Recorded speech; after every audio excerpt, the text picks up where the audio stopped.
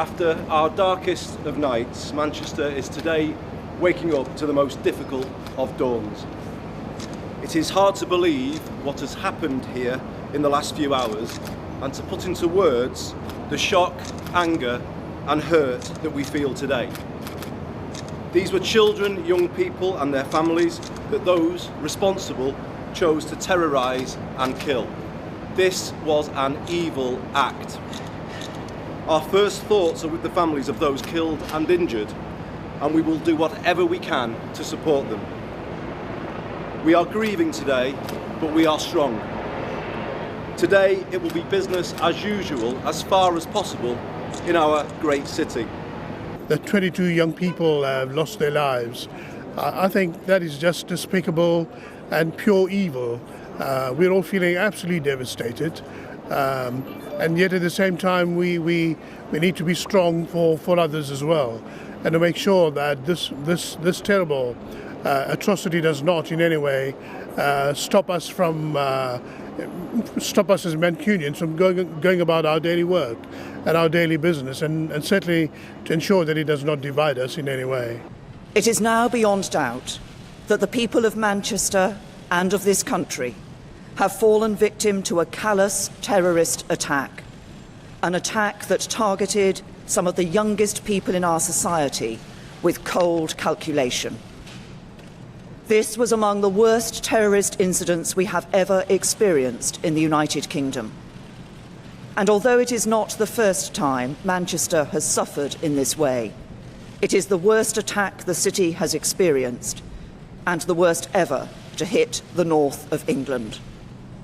All acts of terrorism are cowardly attacks on innocent people, but this attack stands out for its appalling, sickening cowardice, deliberately targeting innocent, defenceless children and young people who should have been enjoying one of the most memorable nights of their lives. I stood here 21 years ago after the IRA bomb.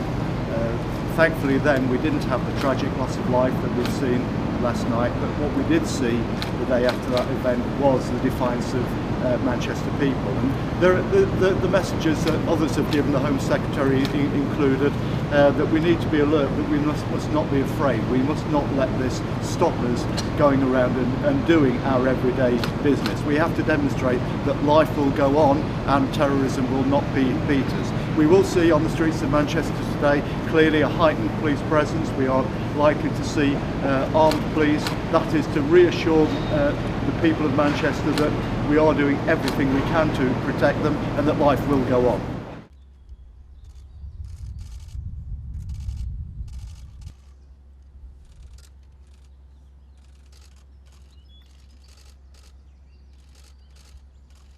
In response of the terrorist attack that happened yesterday and hit our city, Manchester, I came to respond to that, basically to donate blood, and we're here to save lives.